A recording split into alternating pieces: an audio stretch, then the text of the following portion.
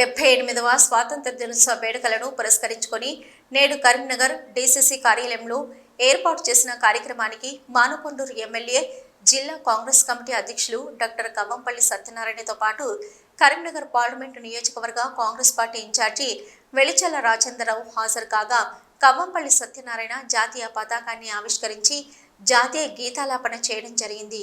అనంతరం కార్యక్రమాన్ని ఉద్దేశించి కవ్వంపల్లి సత్యనారాయణ మాట్లాడుతూ కష్టపడి సాధించుకున్న స్వాతంత్రాన్ని మతతత్వ శక్తుల చేతిలోకి వెళ్లడం జరిగింది. ఈ శక్తులను వ్యతిరేకించవలసిన బాధ్యత ప్రతి పౌరునిపై ఉంది.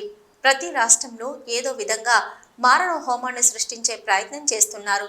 ఈ మతతత్వ శక్తుల పట్ల ప్రజలు అప్రమత్తంగా ఉండి ప్రజాస్వామ్యాన్ని రక్షించాలి. వీరి కుట్రలు కుతంత్రాలను ప్రజలు గమనించాలి.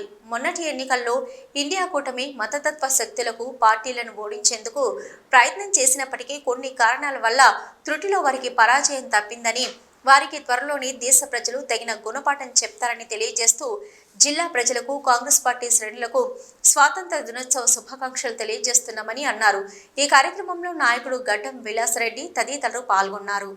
అందరికీ తెలియజేస్తూ కష్టపడి సాధించుకున్నటువంటి స్వాతంత్రాన్ని ఈరోజు మతతత్వ శక్తులకు అప్పగించి మతాన్ని ప్రేరేపిస్తున్నటువంటి శక్తులను వ్యతిరేకించాల్సిన బాధ్యత ప్రతి ఒక్క పౌరుని మీద ఉన్నదని తెలియజేస్తూ ఉన్నాను.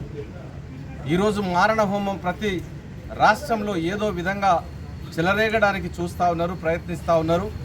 ఇవన్నీ కూడా ప్రజలు గమనించాలి.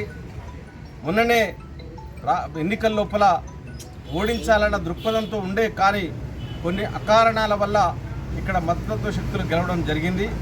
మతతత్వ శక్తుల పట్ల అప్రమత్తంగా ఉండి ప్రజాస్వామ్యాన్ని పరిరక్షించాలి. ప్రజాస్వామ్యాన్ని పరిరక్షించడానికి ప్రతి ఒక్కరు కూడా పూనుకోవాలని, రాజ్యాంగబద్ధంగా ఈ భారతదేశం నడవాలని కోరుకుంటూ అందరికీ మరొకసారి స్వాతంత్ర దినోత్సవ శుభాకాంక్షలు తెలియజేస్తా ఉన్నాను.